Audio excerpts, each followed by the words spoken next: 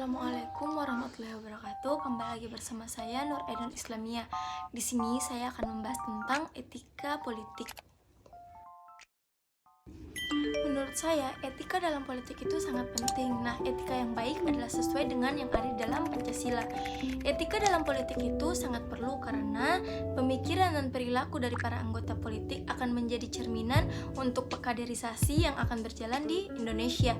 Para tokoh politik juga harus memperhatikan etika mereka karena pada penerapan etika itu dapat mempengaruhi kepercayaan masyarakat.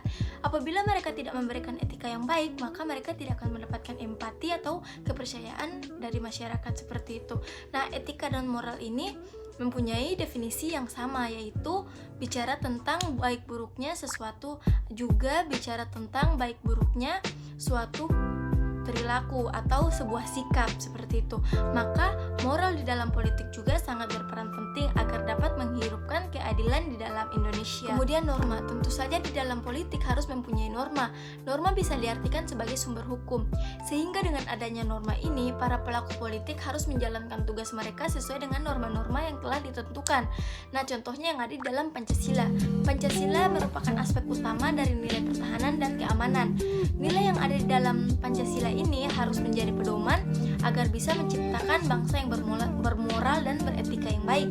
Nah, jadi di dalam politik kita harus memerlukan etika, moral, dan juga norma yang sesuai dengan Pancasila seperti itu.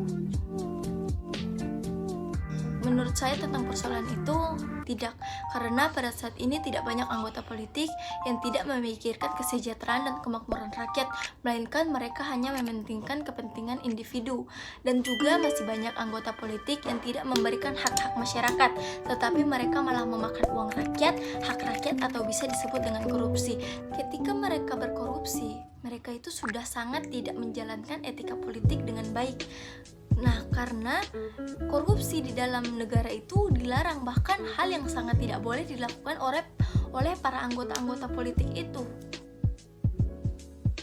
Nah, ketika saya tergabung dalam politis dan harus berdebat untuk mempertahankan kepentingan rakyat, tentu saja saya tidak akan melakukan hal yang serupa, karena perdebatan yang berujung permusuhan dan kebencian bukanlah suatu contoh etika yang baik. Dan jika diharuskan untuk berdebat, maka saya akan berdebat secara pintar, secara profesional, secara sehat, dan juga beretika. Nah, saya tentu saja akan terus memperjuangkan kepentingan rakyat, tetapi kita juga harus memperhatikan etika dan juga kekompakan kita. Karena apabila suatu kelompok politis sudah tidak searah atau sudah tidak satu pemikiran, maka itu akan memberikan dampak yang buruk kepada rakyat tersebut, kepada masyarakat seperti itu. Oke, sekian dari saya, itu saja yang bisa saya sampaikan. Akhir kata, wallahu muwaffiq ila aqwamit thoriq. Wassalamualaikum warahmatullahi wabarakatuh.